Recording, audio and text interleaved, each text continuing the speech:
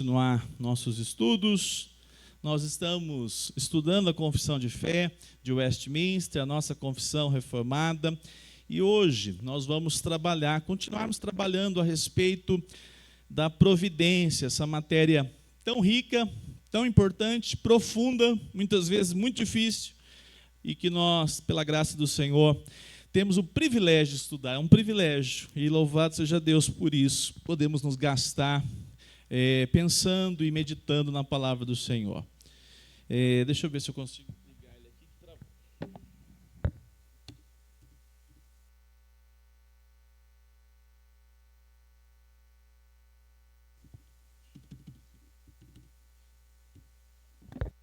É só chegar aqui na frente, ele trava.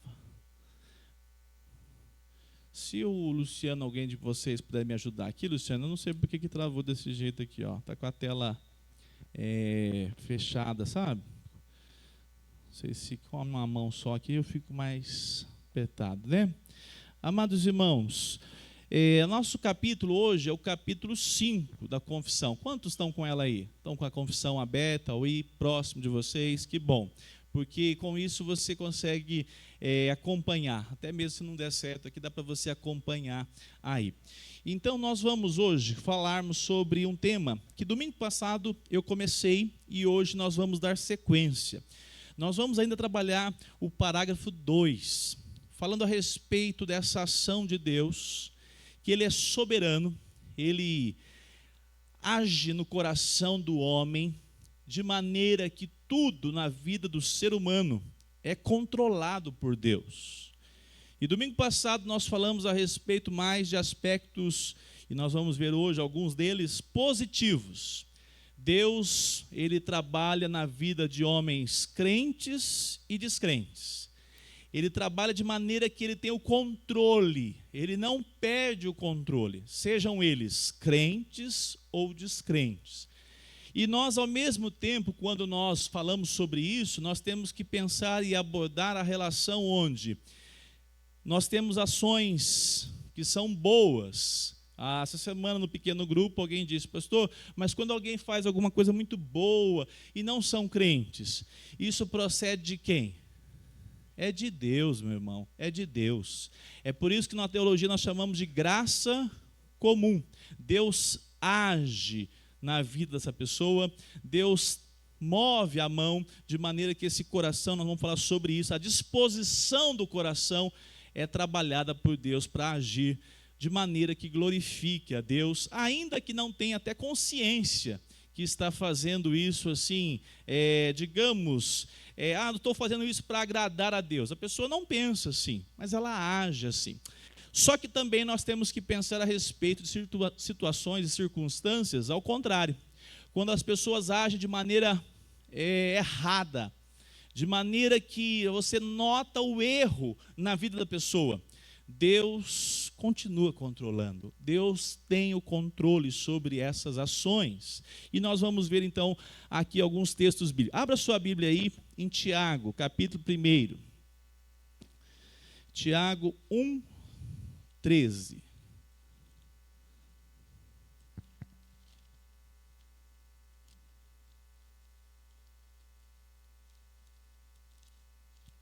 Tiago, capítulo 1,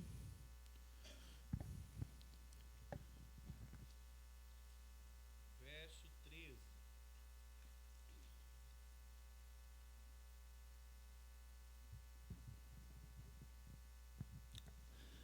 Diz assim a palavra do Senhor. Vamos ler juntos?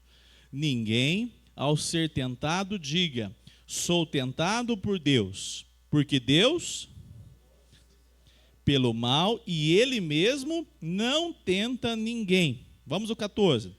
Ao contrário, cada um é tentado pela sua própria cobiça, quando esta o atrai e seduz. Verso 15, vamos lá juntos.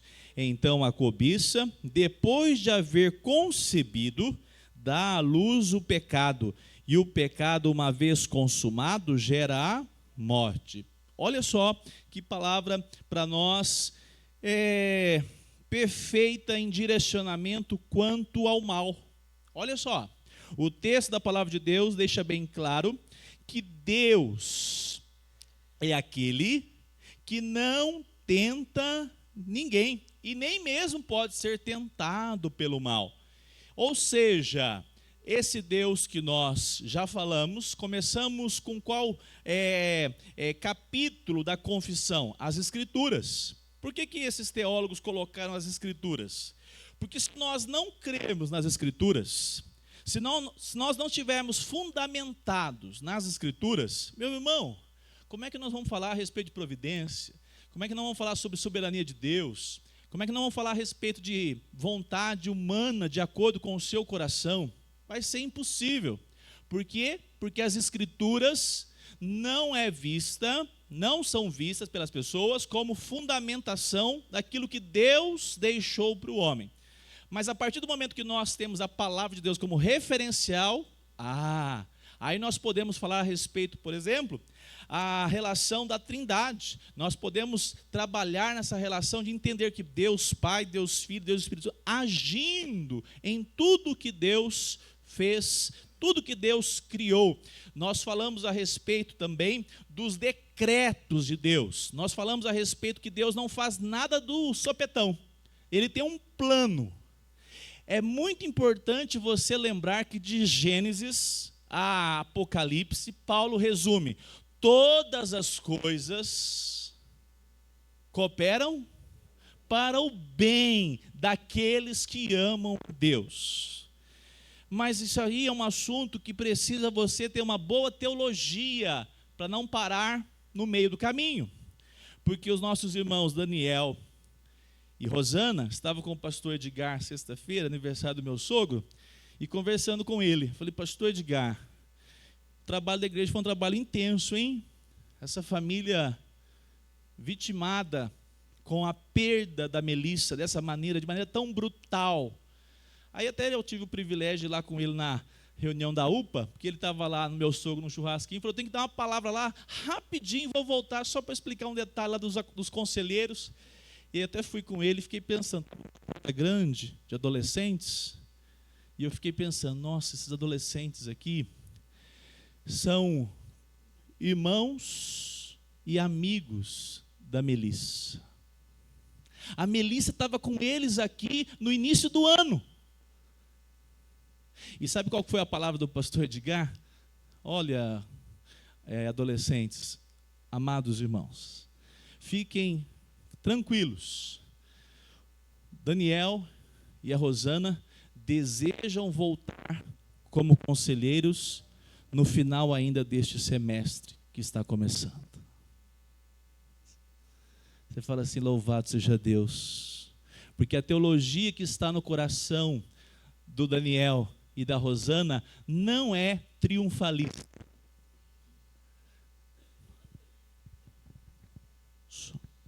Quer trocar?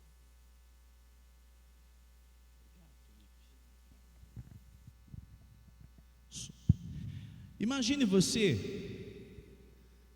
se os irmãos lá entendessem que tudo que um filho de Deus tem que receber são coisas que são boas. Como é que estaria a fé de uma família dessa? Se ela não tiver a cosmovisão do todo, que quem apresenta a visão que é de Deus do todo é a santa palavra de Deus. E os meios, ainda que não sejam de acordo com o que nós queremos, ainda que seja a dor, nós temos um Deus que, por meio desses acontecimentos, nós chamamos domingo passado, quem é a causa primária? Vocês estavam aqui domingo passado? Então tá bom. Causa primária é Deus. Quem estabeleceu os decretos? Deus. E a causa secundária são os meios. Os meios. Mas quando acontecem coisas boas, por exemplo, um médico descobre uma doença, descobre o diagnóstico e você diz assim: louvado seja Deus. Não é assim que nós fazemos? E quando acontece a tragédia e a circunstância caótica, o mal, nós devemos, ao mesmo tempo que sofremos, choramos, ficamos enlutados, mas nós, com a cosmovisão bíblica, dizemos: o Senhor está no controle e não fugiu da sua vontade o que está acontecendo. Para ter isso, amado irmão, tem que conhecer da palavra de Deus. É por isso que você está sendo apresentado aqui. Aqui não está sendo apresentado assim, como é que chama aquela aguinha que a pessoa está meio assim adoentada, tem que tomar depois que acabou de sarar? Uma sopinha de batata, água de batata, aguinha quê? Rala. Hoje você vai ver aqui assunto que muitos teólogos até hoje estão fazendo conferências para poder falar: puxa vida, que fantástico conhecer mais e nos aprofundarmos mais a respeito do ser de Deus. Porque nós, amados irmãos, somos chamados a conhecer esse Deus, para que justamente a sua caminhada seja embasada, seja fundamentada na rocha que é Cristo Jesus. Eu repito, se você quiser a teologia triunfalista, teve alguns pastores que disseram: na pandemia não vai chegar o coronavírus ao Brasil. Ele ficou na porta do Brasil, acho que atropelou ele e passou por cima, né? Deu ré, passou de novo. Porque quem é o homem para decretar qualquer coisa? Quem é o homem para se colocar na condição de eu vou barrar Deus de agir? Porque até mesmo no mal nós vamos ver Deus está no controle. Como ele age? Nós vamos estudar sobre isso hoje. O primeiro texto, então, aponta Tiago escrevendo, diz: não, Deus não é tentado e não tenta ninguém. Voltou aqui a projeção, vamos ler aqui, ó. Eu quero a ajuda de vocês. Vou pegar aqui a minha parte que está um pouquinho para trás, aqui, ó. Hoje, parte 3, aula 14. Vamos ler comigo o parágrafo 2 novamente? Vamos lá?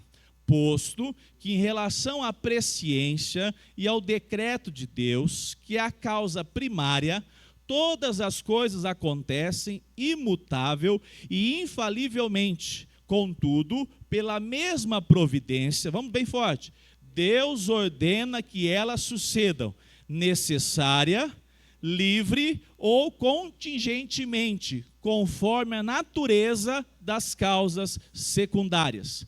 Eu quero destacar essa frase final do parágrafo 2. Deus ordena que elas sucedam, necessária, livre ou contingentemente, conforme a natureza das causas secundárias.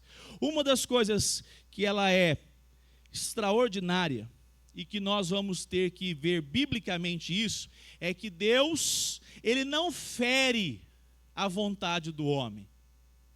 Nós vamos estudar e ver hoje que esse Deus deixa o homem cumprir a sua vontade.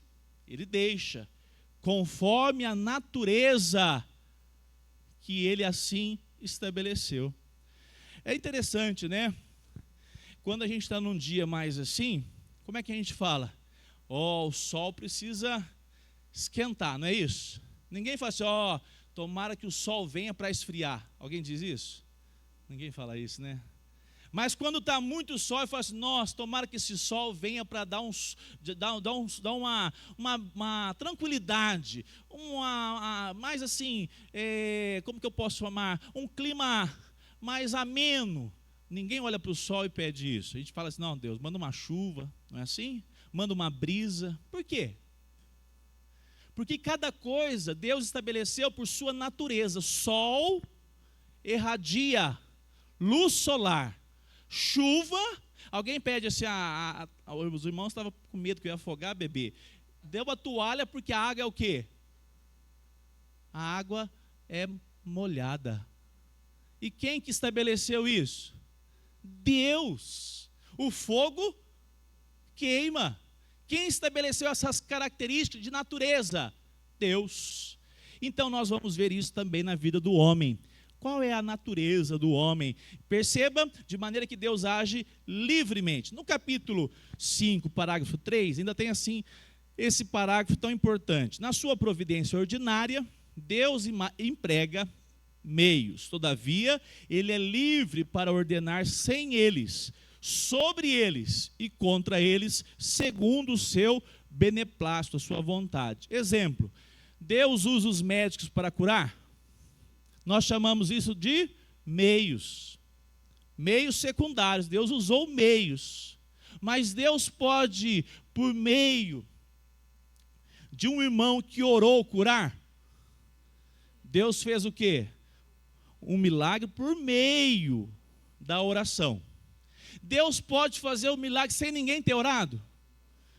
Ele pode fazer de maneira que ele é livre para operar sem eles.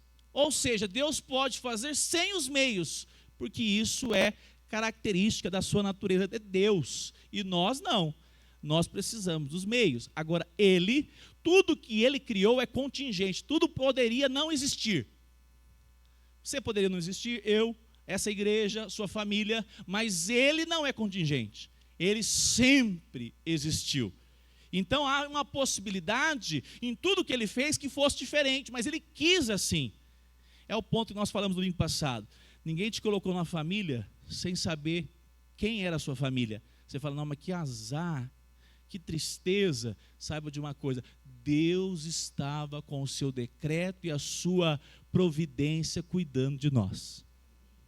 Isso é consolador demais. Isso não é obra do acaso, mas sobretudo direcionado e conduzido por essa mão graciosa da providência. Ok, vamos caminhar lá para Isaías, esse texto que nós tanto um dia falamos um pouco antecipado e hoje nós chegamos nele, né? Isaías 45, 7.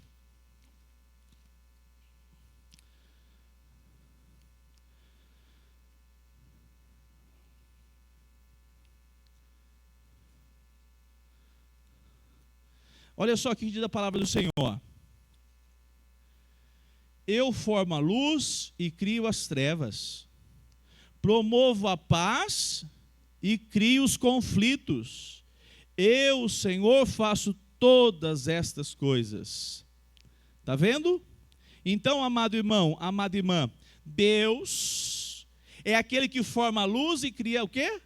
As trevas. Promovo a paz e crio o quê? Os conflitos. Aqui algumas versões diz a guerra, que o contrário de paz é guerra.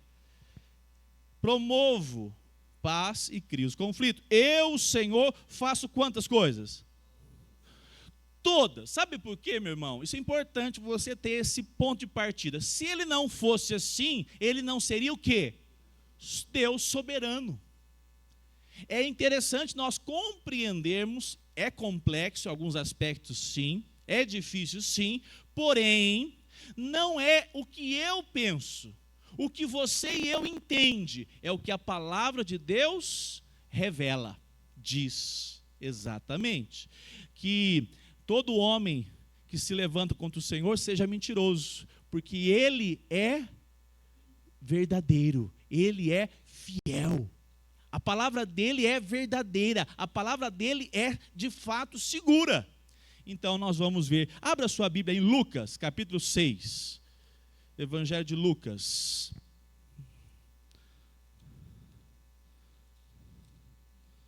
Lucas 6, 43.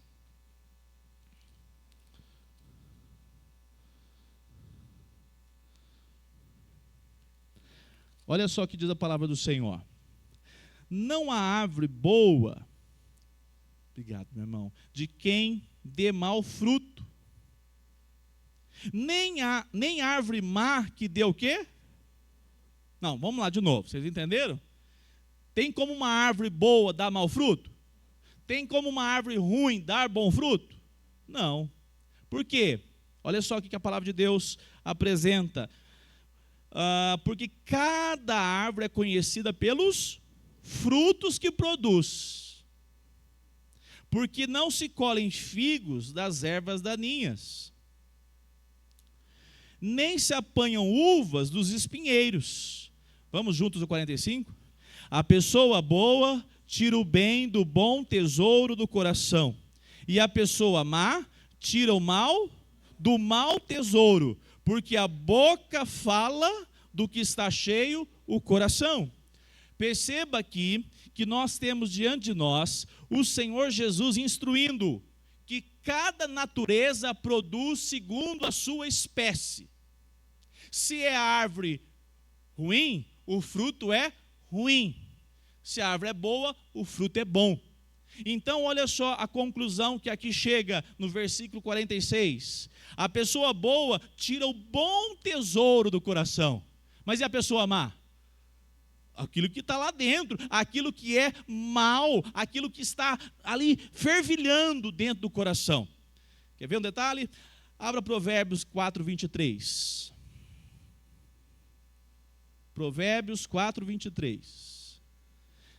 Podem levantar a mão e perguntar, tá? Podem ficar à vontade. A gente pode conversar, ainda mais assuntos difíceis, viu?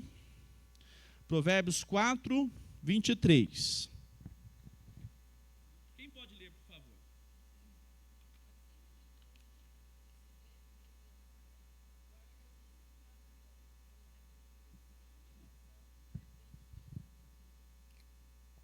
Muito bem. O que se deve, então, guardar, Provérbios 4, 23, deve ser o quê? O coração, porque dele, vocês estão com a Bíblia aberta? Porque dele procedem as fontes da vida. Olha só o que o texto bíblico está dizendo. É do coração que procede a fonte. O que é a fonte? Não é o início? Se a água é uma água boa, aonde que vai começar? Na fonte. A fonte é o início, e tudo que vai jorrar procede daquela fonte. Então assim é o coração do homem. Por que o autor bíblico está dizendo? Guarde o coração, cuidado, porque o coração é de fato o centro das suas emoções. O coração é o centro da sua natureza humana.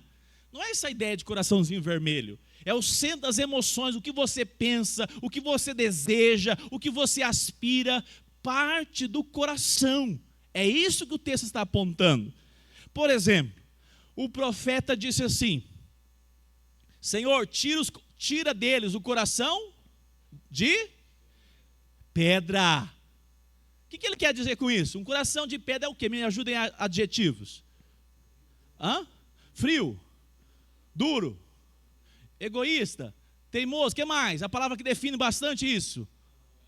Arrogante. Com Deus ele é o quê? Indiferente, incrédulo. Incrédulo. Ele é todos esses atributos negativos aí, porque ele é incrédulo a Deus, ele está vivendo o que é da sua própria natureza. Nós vamos falar isso. Agora note, o profeta disse assim: coloque em nós um coração de carne. A Roberta chamou o microfone. Deixa aberto aí para não ficar com um vácuo, tá? O próprio Deus, ele que endurece o nosso coração.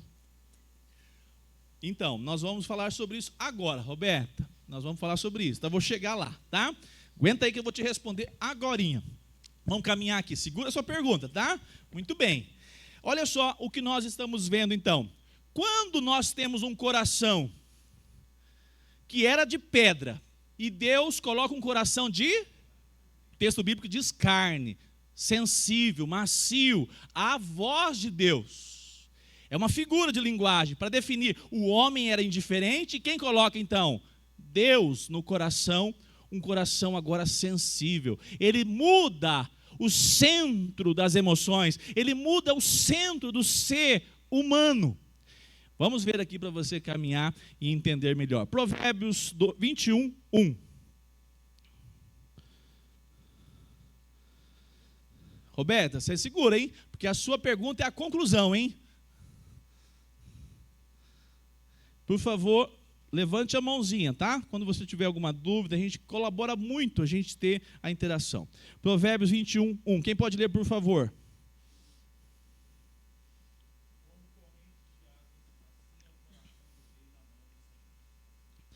Presta bem atenção, nós falamos que Deus, olha o versículo na tela aqui na projeção, que quando acontece alguma coisa boa, nós falamos assim, não, graças a Deus.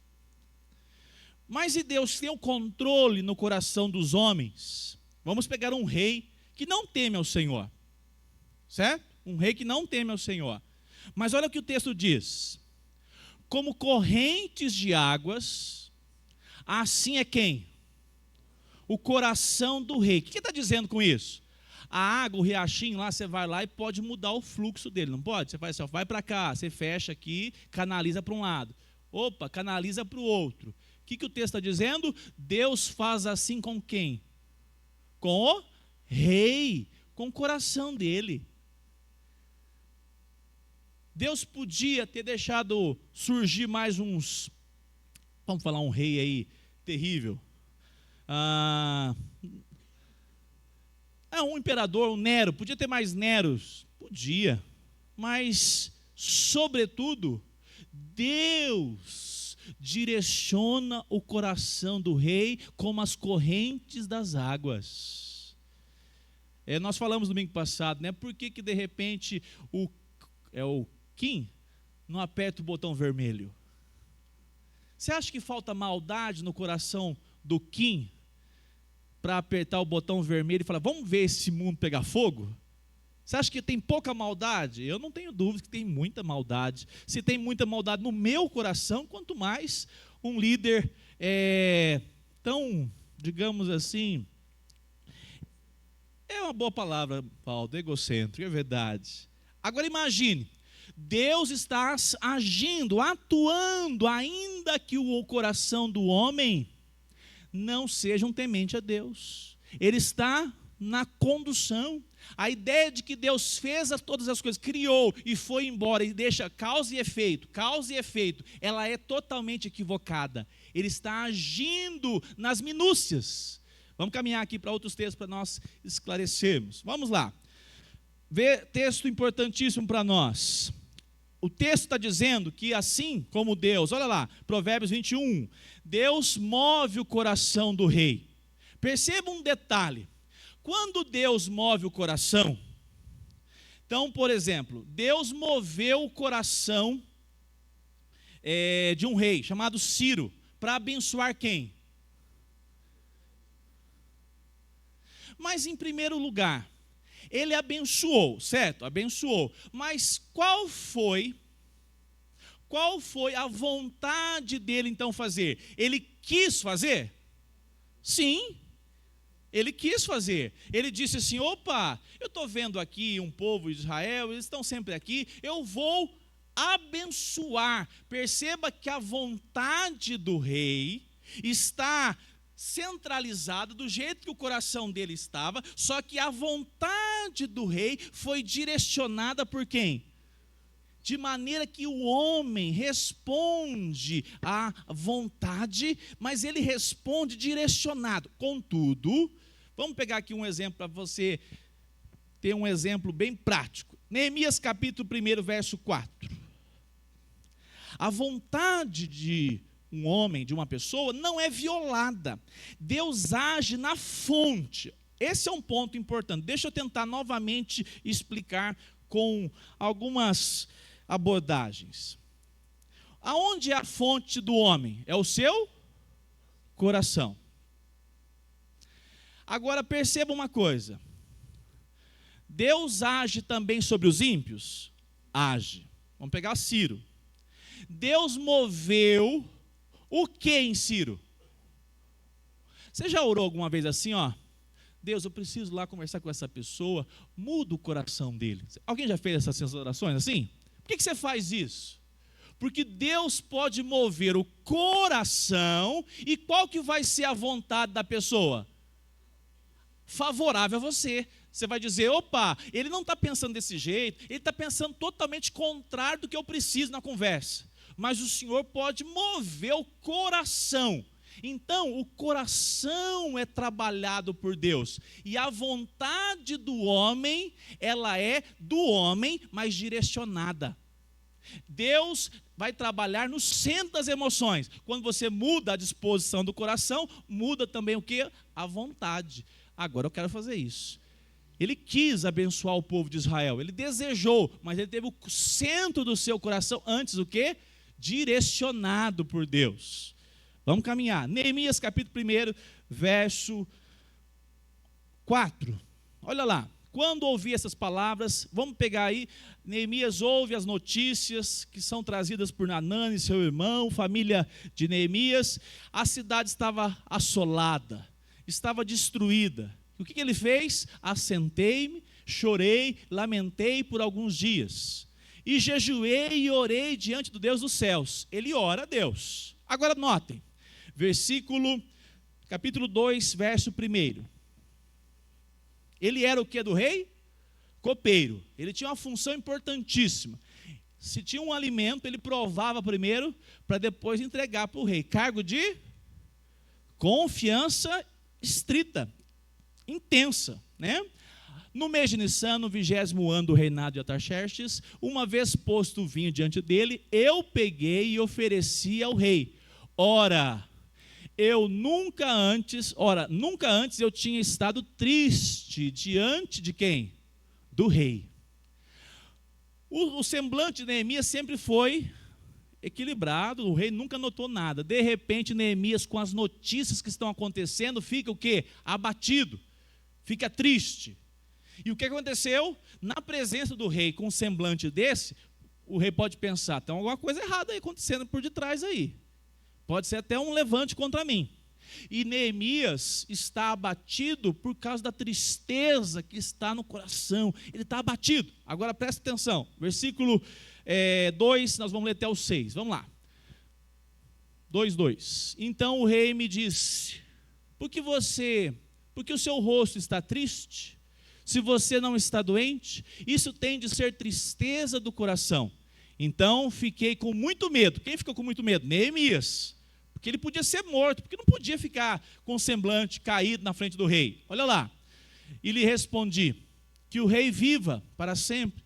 Como não estaria triste o meu rosto, se a cidade onde estão sepultados os meus pais está em ruínas, e os seus portões foram queimados?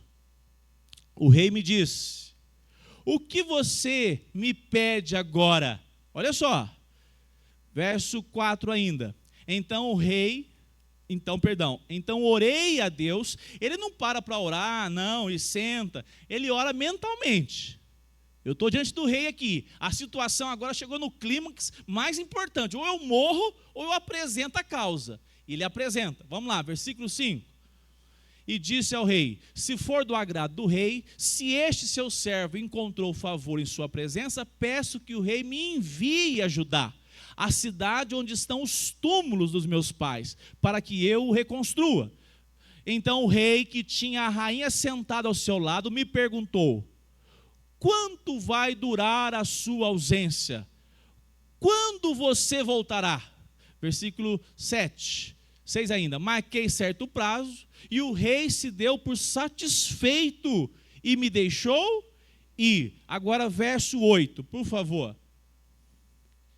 E também uma carta para Asaf, guardas das florestas do rei, para que me dê madeira para as vigas dos portões da cidade do templo, para as muralhas da cidade e para a casa em que deverei me alojar.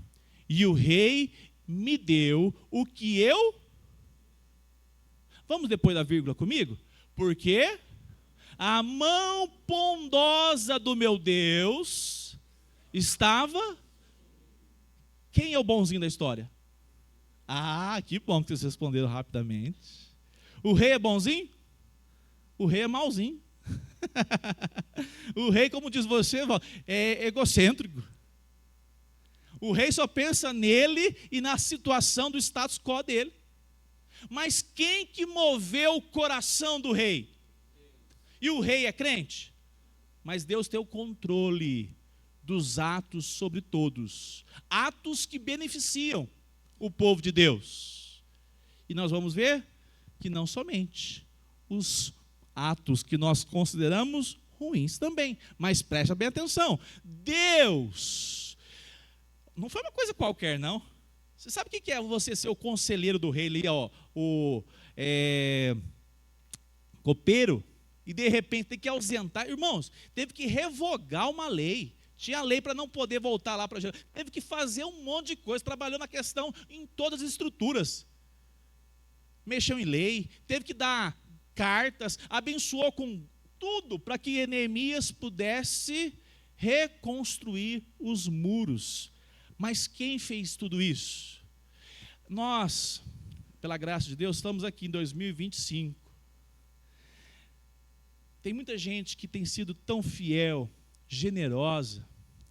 Eu conversei com o pastor Edgar, que é irmão de quem? Pastor Calvino. Esses chagas me cercam, viu?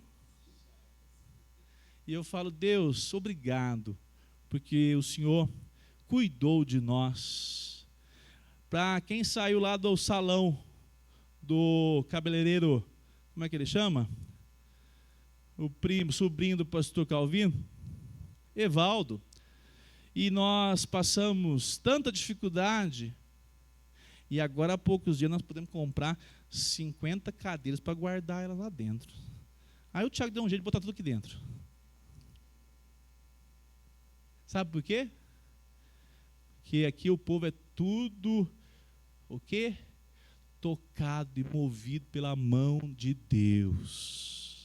As doações acontecem na igreja. Tem igreja que, lá na nona igreja, conseguiu, o irmão vender um Del Rey, comprou 2 terrenos na esquina da Agripino Valeriano. O cara foi um visionário. Hoje a igreja está bem estabelecida. Foi como? A mão de Deus. E o homem faz em gratidão, em louvor. Mas perceba, Deus trabalha na vida dos homens, das pessoas, de maneira que tudo está no seu controle. É Ele que trabalha, é Ele que move. E nós louvamos a Deus, porque é isso que Ele faz. Muito bem, agora nós vamos caminhar aqui, de modo que eu vou ser bem direto em alguns textos, para a gente terminar essa parte positiva, causas positivas. Vamos pegar aqui Êxodo 12:36, quer ver? Êxodo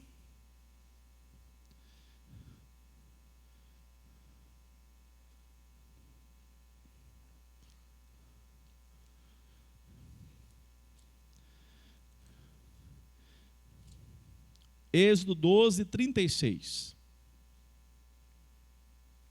Diz assim: e o Senhor fez com que o seu povo encontrasse favor da parte dos egípcios, de maneira que estes lhes davam o quê? E despojaram os... Alguém aqui faz assim, ó. Eu tenho criança pequena, né? Quando eu encontro o morador de baixo, que é um senhorzinho, uma graça, que eu orei muito tempo para Deus preparar um vizinho bom embaixo. Entendeu, Luiz Otávio? Aí eu encontro com ele, e eu encontro com ele meio assim: ô, seu Roberto, tá bom, tá tudo certo, né? O meu coração assim, tomara que ele não reclame de nenhuma bagunça lá em cima.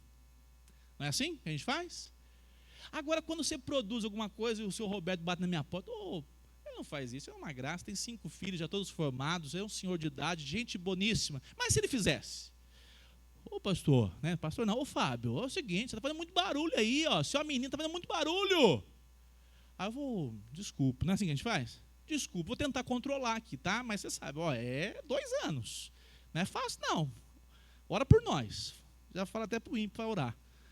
Aí ele eu fecho a porta, ele vai embora. Você tem coragem, está faltando um quilo de açúcar, 1 quilo de sal, 1 quilo de qualquer coisa, ir lá bater na porta dele? Ô, seu Roberto, o senhor me desculpa aquele barulho que eu fiz, eu quero pedir um favor, eu não estou tendo condição de ir lá buscar no supermercado 1 quilo de sal, você pode me arrumar? 1 quilo de açúcar, você pode me arrumar? Quem tem coragem de fazer isso? Porque você não é o quê? Meio doido, né? A gente é bem centradinho, né? Pelo menos parece, né? Olha só, vamos aqui para o texto bíblico. O povo tinha acabado de ser o quê? O povo egípcio, irmãos, tinha acabado de sofrer uma desgraça. Perder o filho mais velho, o primogênito. Olha o que Deus fez. Versículo 12:36. E o Senhor... Está no seu capítulo, aí no capítulo 12, 10ª praga lá em cima, está assim? É depois disso, irmãos.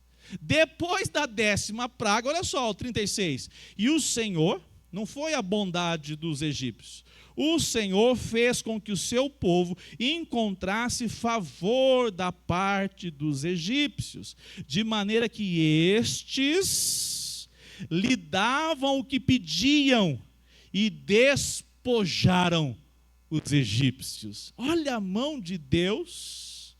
Foi contra a vontade dos egípcios entregar os bens? Foi contra a vontade? Não. Eles tiveram que roubar, falaram, é um assalto, levanta a mão e passa os bens. Foi assim? Eles fizeram de boa o quê? Vontade. Mas quem agiu? Aonde? Na vontade ou no centro do coração, no centro das emoções, dos sentimentos? Deus agiu no coração dos egípcios. E essa é a relação. Eles respondem com vontade. Assim como os ribeiros são conduzidos e o homem pode direcionar para um lado para o outro, assim é o coração do rei, assim é qualquer um. Deus muda o coração do homem e ele pratica atos que Deus assim quis e não viola a vontade do homem. Interessante, não é? Esses são os aspectos positivos. Aqui é até mais fácil, né? A gente não tem tanta dificuldade com situações assim. Daniel 1:8. O eunuco recebeu a proposta. Esse homem cuidava de Daniel, cuidava dos seus amigos. A alimentação era regrada. Daniel teve a coragem de falar assim: eu não quero dessas comidas. E o que aconteceria se esse homem falasse: não, você vai ter que comer as comidas que o rei coloca e pronto, acabou. Mas olha só, o chefe dos eunucos lhe permitiu, Daniel resolveu não se contaminar com as finas iguarias do rei, nem com o vinho que ele bebia, porque por isso pediu ao chefe dos eunucos que lhe permitisse não se contaminar. Verso 9. Vamos comigo? E o eunuco que é bonzinho. Que isso, Rogério? Eu achava que era o eunuco que era crente lá, ué. Perceba que Deus está agindo sobre crentes e descrentes, conforme lhe agrada. Quem não assistiu, acompanhou domingo passado, tem que voltar nas aulas de providência, que nós falamos a respeito dessa questão primária. Deus que utiliza das causas secundárias, os meios. Então Deus concedeu a Daniel misericórdia. Que interessante. E compreensão da parte do chefe dos eunucos. Deu 10 dias. Não, vou fazer um teste. Faz 10 dias, se você ficar firme, bom, tudo certo, a gente continua. Fez o teste, 10 dias, estava tudo certo. E Daniel continuou com a sua dieta. E assim, a mão de Deus agiu no coração do eunuco. Qual foi a vontade do eunuco? Ajudar Daniel. Mas quem moveu no coração do homem, daquele eunuco? Deus. Muito bem. Então agora nós vamos falar. Nós abordamos então essa providência, causas positivas, Deus agindo quando são coisas boas praticadas. E as causas negativas, vamos lá. Jeremias 17:9. Vamos abrir esse texto.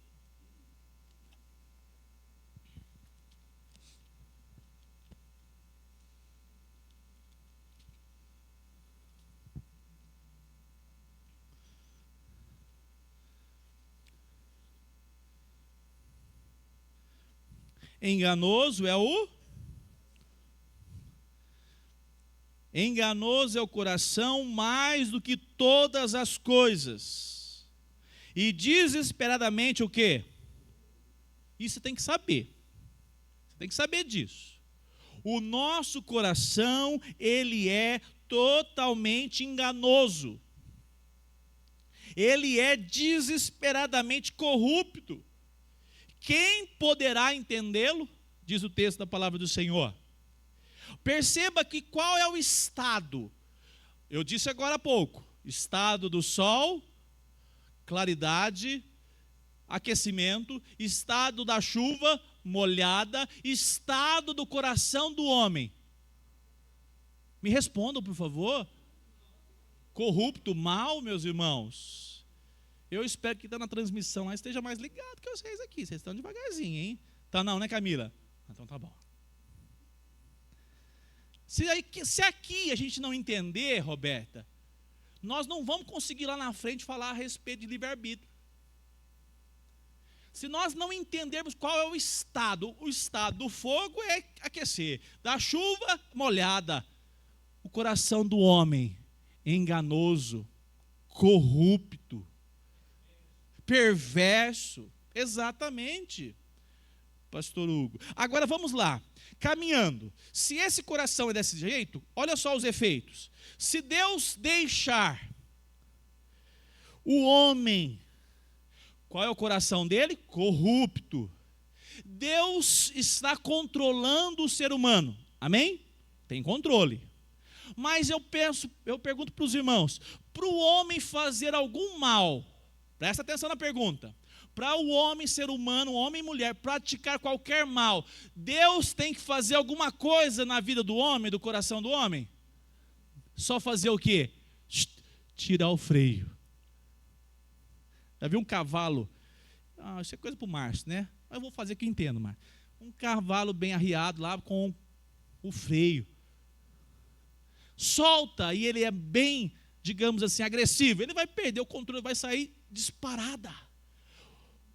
Um ônibus numa ribanceira, um caminhão numa ribanceira, está no pé no freio. Aí Deus diz assim, opa, vou tirar a mão do coração do rei. O rei vai produzir coisa boa ou coisa ruim?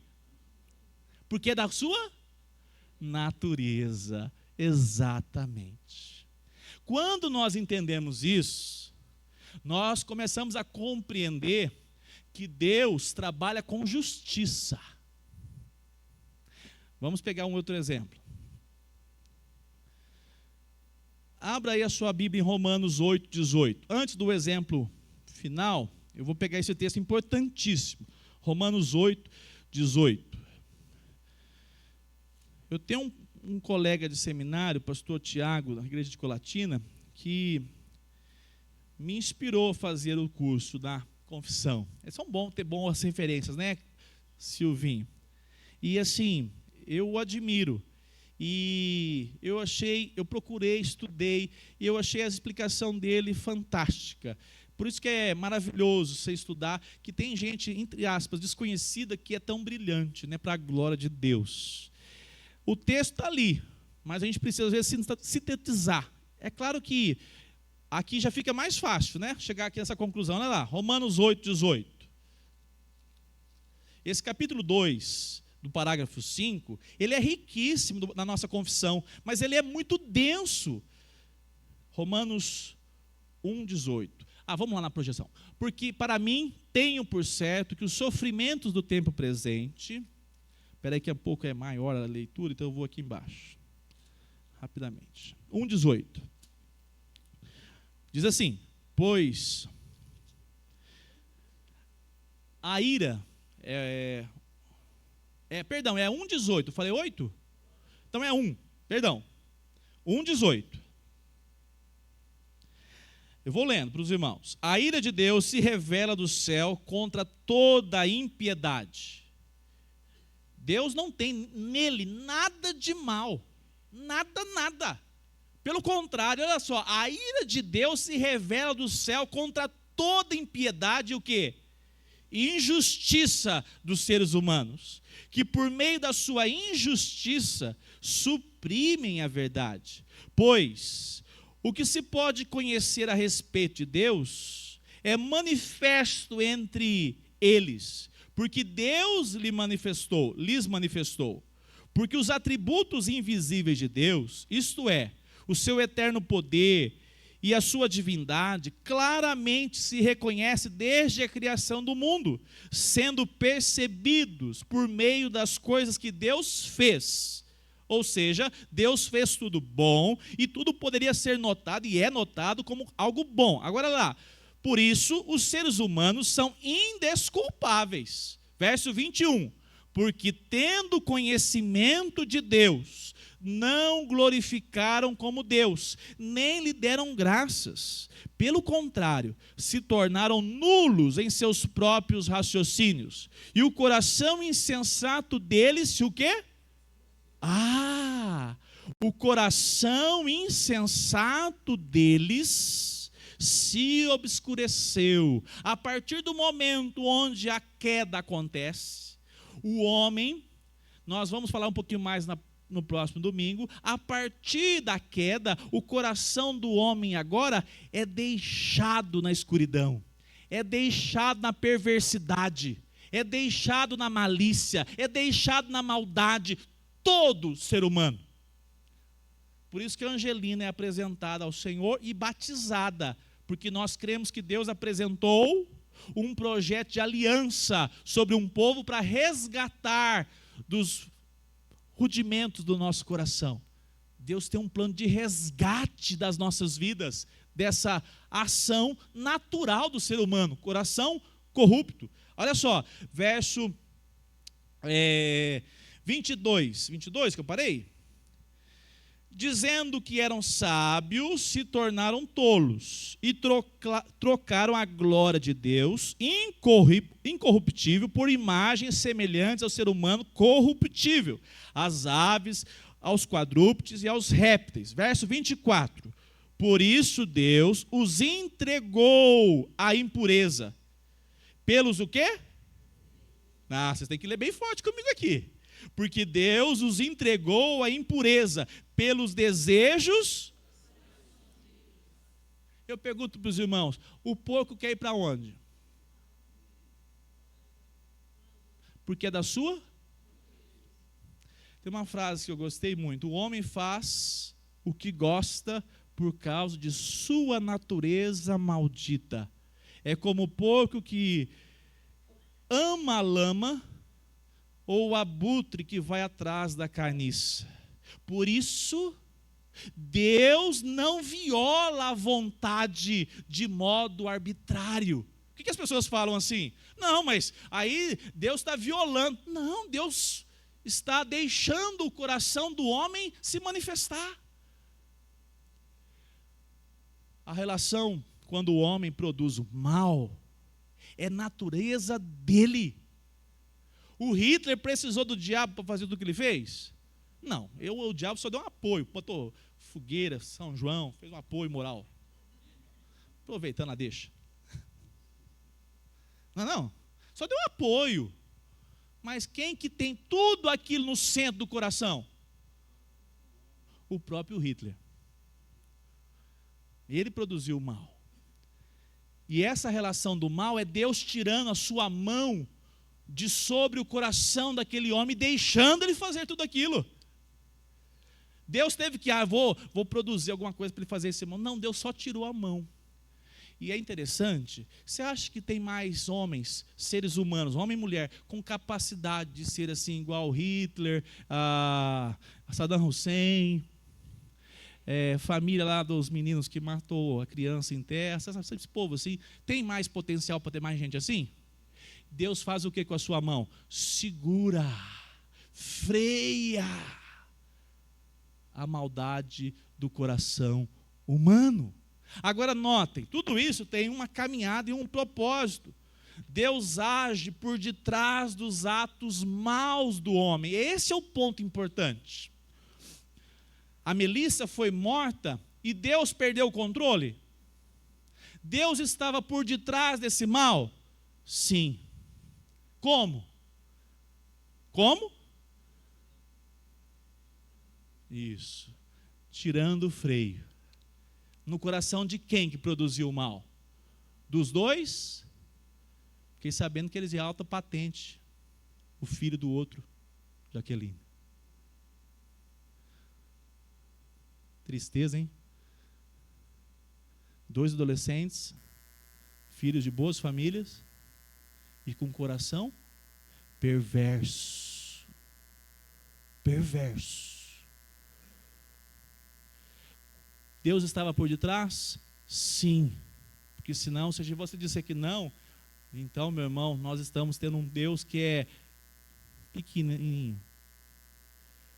Alguns colocam no diabo, não é assim que eles fazem? É o diabo que agiu e aí Deus ficou surpreendido. Nossa, eu tenho medo do tamanho desse diabo. Não, irmão. Você tem que saber o que a palavra de Deus apresenta. Você fala, não, é difícil, mas a palavra de Deus diz assim: Deus não aprova o mal. Deus poderia evitar o mal, mas Ele permitiu o mal, tirando o freio do mal do coração daqueles dois adolescentes. Difícil, né? Mas é a palavra de Deus nos mostrando. Vamos lá para um texto muito importante. Salmo 105.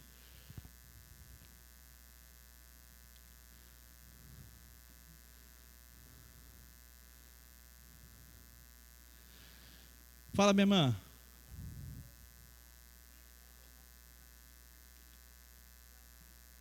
Isso, cada vez nós estamos chegando nesse ponto, né, Roberta? A sua pergunta era: Deus muda o coração, Deus endurece. Nós vamos chegar lá com o mais famoso dos corações endurecidos da Bíblia, do Antigo Testamento. Quem foi? É isso mesmo. Vamos chegar lá. É isso mesmo, Roberta, é esse ponto. Salmo 105, 1. Tem mais 5 minutos, vamos lá. Salmo 105, 1. Diz assim: glória, deixa eu ver aqui. Não, deem graças ao Senhor, invoquem o seu nome, tornem conhecidos entre os povos os seus. Deus faz muito, poderoso. Então vamos ver o versículo 10. O qual confirmou a Jacó por decreto e a Israel por aliança perpétua, dizendo: eu lhe darei a terra de Canaã como porção da sua herança. Olha agora só o verso, deixa eu pegar aqui. Verso 12 ainda. Quando eles eram em pequeno número, pouquíssimos estrangeiros na terra de Canaã, quando andavam de nação em nação. Deixa eu pegar aqui, deixa eu ver se eu vou direto aqui para a gente ganhar tempo, rapidamente. Verso 23. Então Israel entrou no Egito, e Jacó peregrinou na terra de Cã. Deus fez sobremodo fecundo o seu povo. Fez ou não fez? Eles chegaram lá em quantos? 70. 70 pessoas. E saíram de lá quantos? Milhares, até milhões. Olha lá, verso 25. Vamos junto comigo? Mudou o coração. Opa! Para chegar, como é que era o coração dos egípcios? Receptivo, vem para cá, vem para cá. Receba aqui a terra, receba essa melhor terra, José, para que você more com seus pais. Não foi isso? Com seu pai. Separou a melhor terra, falou assim: mora aqui. E os egípcios, povo bom esse aí, hein? Simpatia dos egípcios. Quem fez isso? A mão do Senhor. Verso 25. Mudou o coração dos egípcios para que odiasse o seu povo. Quem que mudou? Que interessante. Deus mudou o coração dos egípcios para que o sentimento que tinha de acolhimento agora fosse: esse povo é maior que nós, esse povo é mais poderoso que nós, esse povo é mais inteligente do que nós. E quem fez isso? Deus. Olha lá, verso 25. E usasse de astúcia para com os seus servos. Olha só, verso ainda 27, por meio dos quais fez entre eles os seus sinais e maravilhas na terra de Cã. Enviou trevas e tudo se escureceu, e Moisés e Arão não foram rebeldes à sua palavra. Transformou-lhes águas em sangue, assim lhe fez morrer os peixes. A terra deles produziu, até aqui. Eu pergunto para os irmãos, quem mudou a disposição do coração dos egípcios foi Deus, certo? Aí Deus fez o quê? Deus enviou as pragas. Deus enviou praga por praga. Com qual objetivo? Volta lá em Êxodo 4, 21. Rapidamente. Pegar antes, Gênesis 15.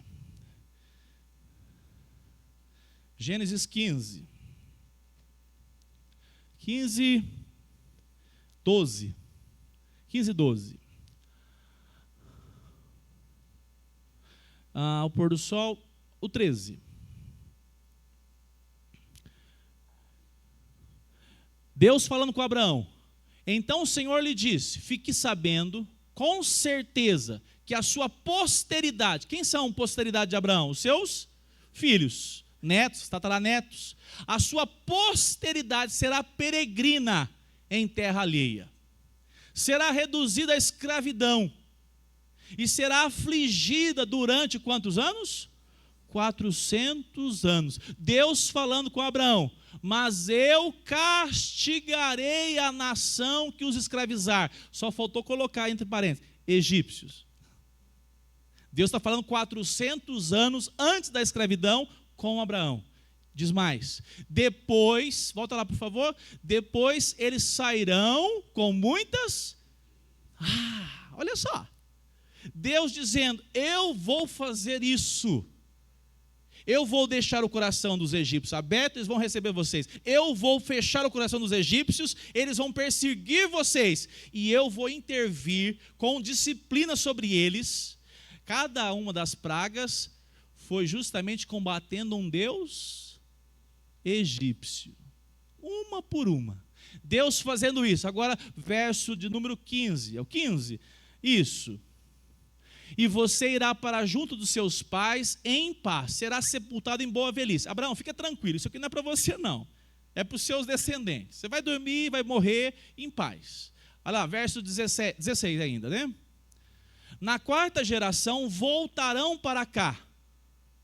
Isso aqui é interessantíssimo. Aonde eles estão? Eles estão na região que eles vão possuir. Abraão está conversando, Deus está falando com ele. Vocês vão sair daqui, sua descendência, vão para uma terra peregrina, vão ficar lá no Egito, depois vão voltar. Por que não pode ser antes? Olha o versículo. Voltarão para cá, porque a medida da iniquidade dos amorreus ainda não... Opa! Vocês não podem ocupar essa terra agora, porque eu estou com os olhos bem atentos na iniquidade dos amorreus. Volta para mim novamente a projeção naquele versículo. Eu estou de olho no que está acontecendo com os amorreus. E vou contar, ainda vai demorar um prazo ainda. Podem ficar tranquilos, eu prometi, mas ainda não chegou. O que é a expressão? Medida. A medida da iniquidade não chegou, não supitou ainda. Vocês vão aguardar um tempo.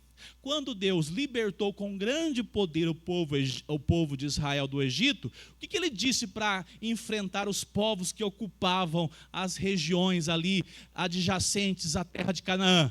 Enfrentem os amorreus, levantem a espada e vá fazer justiça.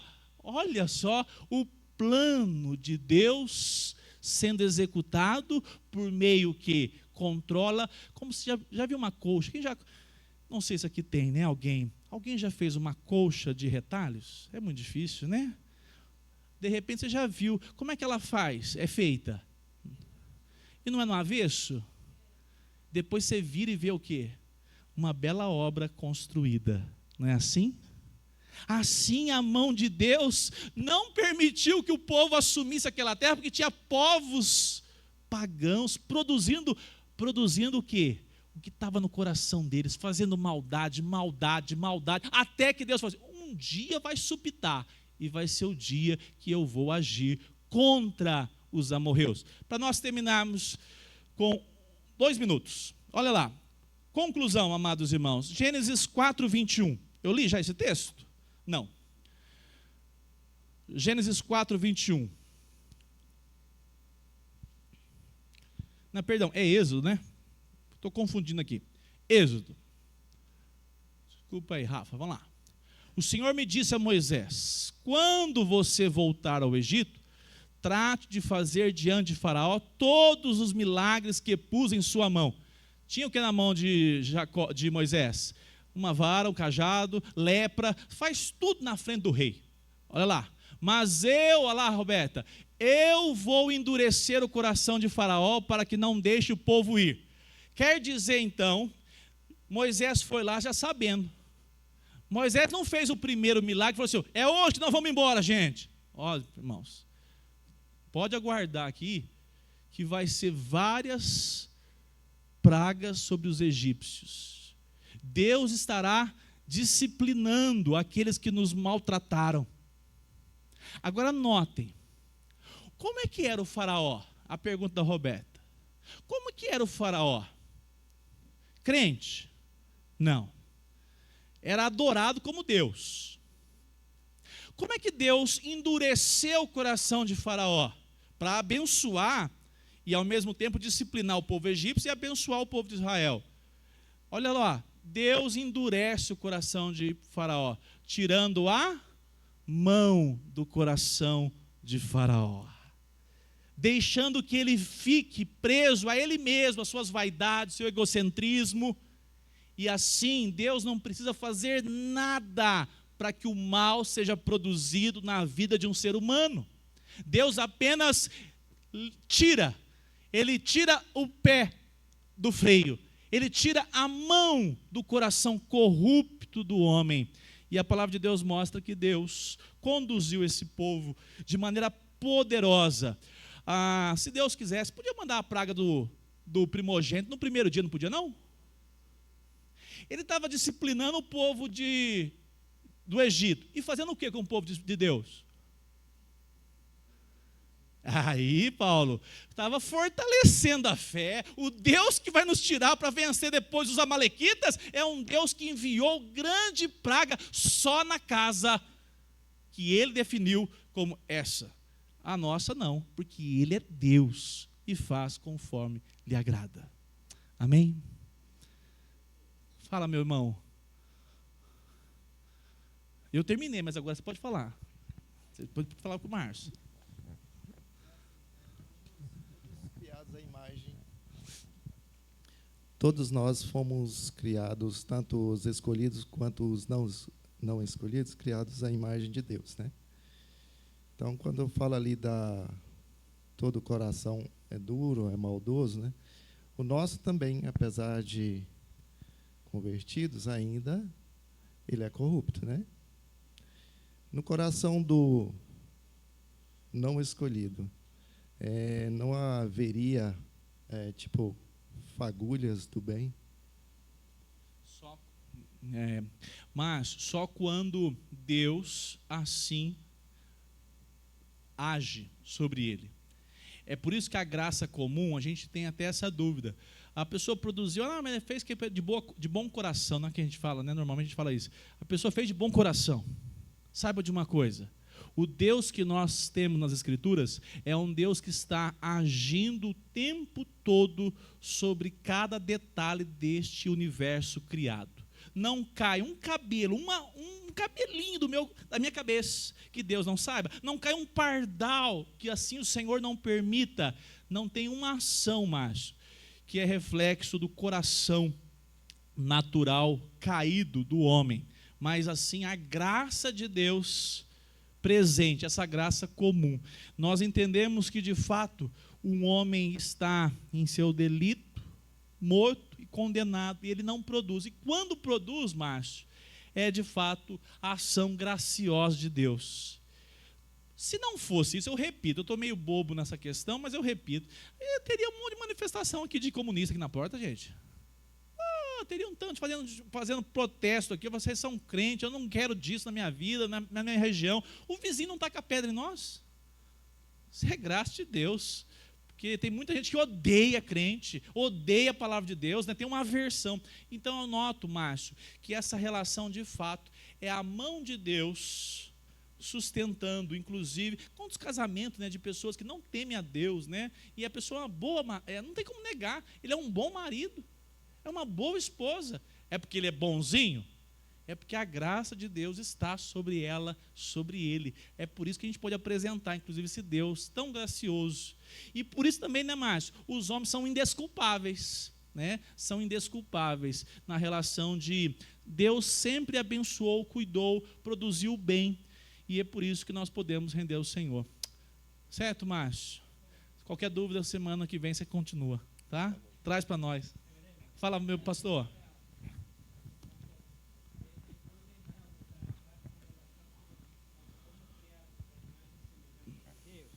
independentemente da queda, Deus nos otorgou atributos comunicáveis, que incluem bondade e piedade, essas coisas. Independentemente de ser crente ou não, o incrédulo manifesta esses aspectos da nossa criação à imagem e semelhança. E a Bíblia diz que, tanto para o incrédulo como para nós, todas as nossas obras têm valor hoje. Mas para o incrédulo, suas obras boas são como trapos de imundícia, mas não deixam de revelar. Isso. Deus podia ter feito uns capeta depois que pegou o pecado. Agora todo mundo vai virar capeta. Não, graças a Deus, meus vizinhos não são capeta, não. São todos educados, pegam encomenda para mim, falam, aqui, encomenda. Eu falo, posso ver a graça de Deus na vida do meu vizinho que não conhece Cristo. Nós lidamos com pessoas tantas vezes cheias de bondade, vamos colocar assim. Mas por quê? Porque a graça de Deus cercando ainda reflete o Criador, né, pastor Hugo? Vamos orar? Domingo que vem vocês trazem anotado, tá? Para vocês não esquecerem.